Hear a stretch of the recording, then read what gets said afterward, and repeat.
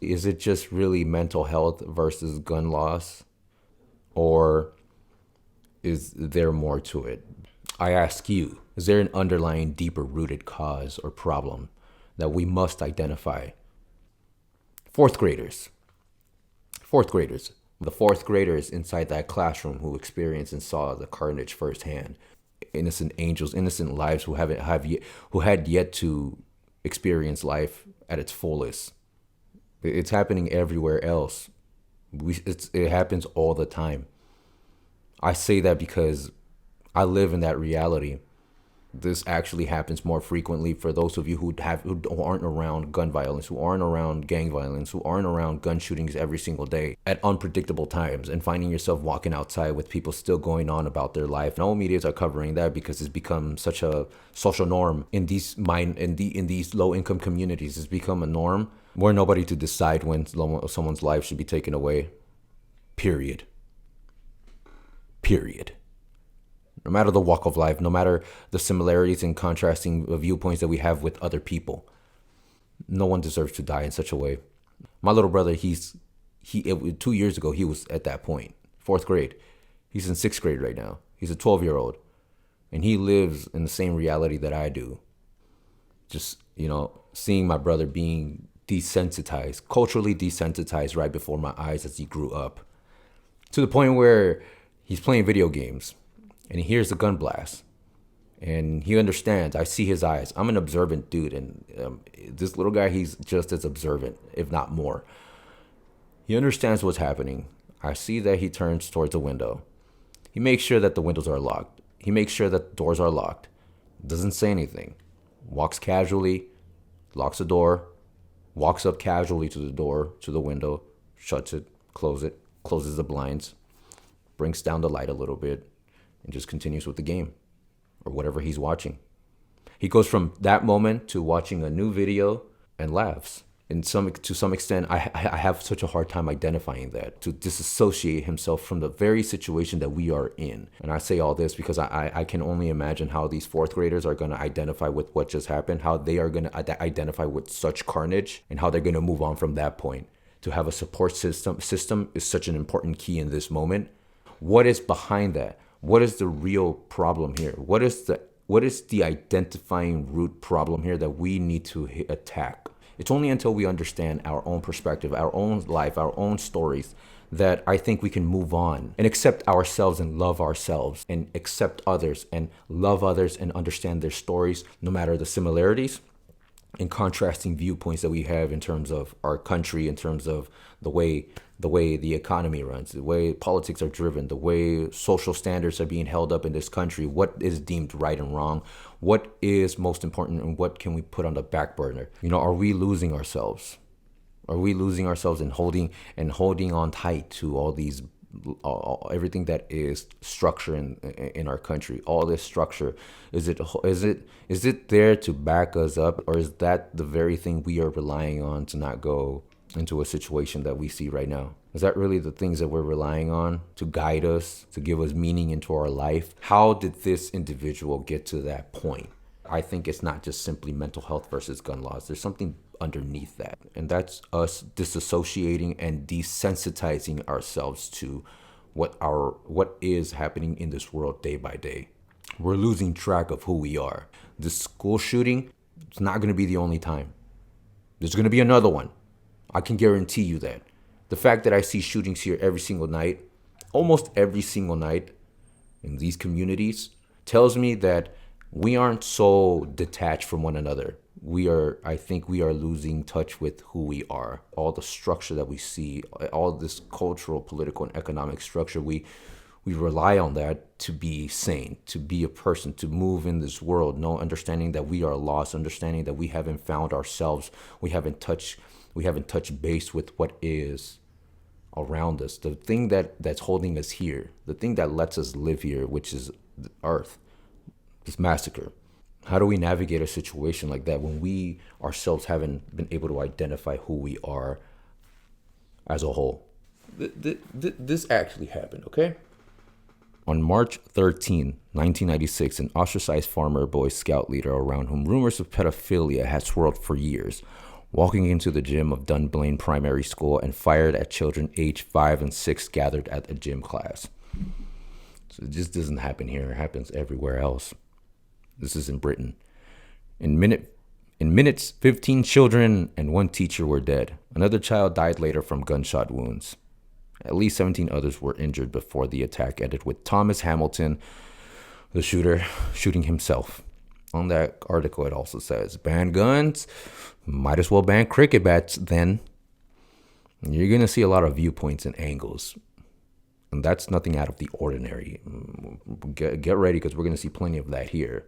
It's always possible that Britain could see such rampages again. Yet the fact that there appears to have been only one mass shooting since Dunblane in 2010 suggests that legislation and its intended effect. It's a triumph for a country that understood immediately that a society that allows children to be shot in its schools is a society that is failing. Britain didn't merely pay lip service to the idea that life, particularly the youngest of life, matters. It did its best to make it so. The country has failed somewhere. It's pretty evident. It's failed, and we see that with Mr. Ramos committing such an atrocious act. And how we identify that life from its very beginning is not easy.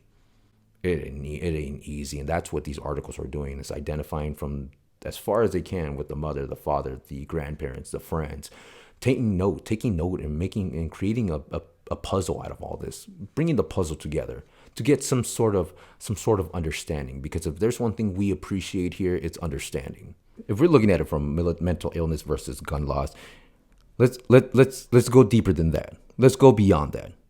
The identity that involves us going to those points in our life where, how do I feel about guns, or how do I feel about mental health? How do I feel about myself? Before all that is met as children, because your figures, those who you surround yourself with, mother, father, grandparents, says a lot about where your relationship's going to be at years from now. In order to understand something, we need a great indicator. And in this case, a great indicator would be how this gentleman, how Mr. Ramos was born into this life. And it turns out that his father wasn't around. Pause the video, screenshot. The Insider is from Insider. The suspected gunman in the deadly Texas elementary school shooting was kind of a weird one, the boyfriend of the gunman's mother said. In an interview with NBC News, Juan Alvarez, 62, who has been in a 1-year relationship with the shooter's mother, Adriana Reyes, and resides with her, said he never really socialized with his partner's son. He was kind of a weird one. I never got along with him. I never socialized with him. He doesn't talk to nobody, he said. When you try to talk to him, he just sit there and walk away. What does that tell you about the relationship at that point? And we don't question it. But now we are. Only when things like this happen is when we question it. And we figure out what went wrong here. What can we do before something happens? Why is it that every time, it's only until massacre and killings happen that we start questioning what our foundation is as a country? What is our foundation? What is the foundation to our identity as a whole? And that's what we see. That is what we see here. We see both similarities and division. And how we conquer that matters a lot. I think it starts from this identity that we have as our own and enveloping it into someone else's life and creating a unified identity. I think we've lost touch on that. We've lost touch on us as a whole, on who we are as a whole. How do we prevent something like this where we can all put our own emotional bias aside and come up with something to eradicate such an issue? We've made it complicated. Britain, they weren't just simply paying homage to lip service. They actually completed the task at hand. The overall unified identity that we hold as us as the people, as a species, us as people in our own respective countries. Can we do that at the biggest level as a whole? Can we do all that? Can we unify ourselves, understanding that we have our own social beliefs, political beliefs, economic beliefs, religious beliefs, can we identify as one whole unified group, understanding that we all have these differences and commonalities? Can we do that? I think we're trying, but it's clear to me that we're failing at that. How many school shootings have there actually been in America? And this one, screenshot it if you want, from nationalworld.com. How many school shootings have there been in America? Map shows every case since 1970s after Texas mass attack. Since 1970, when current records began, there have been 2,052 school shooting incidents in America, which have left 661 dead. This is 1970. In 2021, the drastic spike, followed by the other ones: Majority, Stoneman Douglas High School, Columbine High School, Santa Fe High School, which my cousins all went to. And this is my cousin's been stabbed and shot there, and his jaw has been broken on more than one occasion. Santa Fe High School, my goodness. Number of school shooting incidents in each state since 1970. And the reddest one here is one of the reddest ones here is, well, look at that. Texas and California, Florida, Illinois. My goodness, California is very red. Any information is good information, and how we dissect it, how we involve ourselves in it, how we interpret and find perspective from that information, I'd leave that up to you. What I do understand is that no child, no human being deserves to die, let alone at the age of 10, 9, 11. That hits hard. That hits hard because I have a little guy, my little brother, who's close to that age. He's 12. He just turned 12. And I can't imagine the irreparable damage that would be put on me had something like that happen to my little brother. And I think about that almost every single day when knowing that, knowing that he lives in this area here. But yet me and him have been desensitized to this whole shooting scenario when we practically see it all the time. We all live under one order, which is in this country at least. We all have to come across different walks of life and work under that one order. How that one order is institutionalized into our government, how that one order is implemented into our lives. Whatever class you're in, whatever life you live in, whatever community you live in, that matters a lot because that speaks not only to you, but for me. How I identify in where I live at, how I identify to everything that is surrounding me: poverty, depression, gun violence, lack of work. Everything that is surrounding me will actually affect everything that happens outside of this community and onto the other ones. We just don't see that happening because we might not see that happening before our eyes, but it's being discussed. And that's what creates the change. That's what creates the laws we have. That's what creates all these.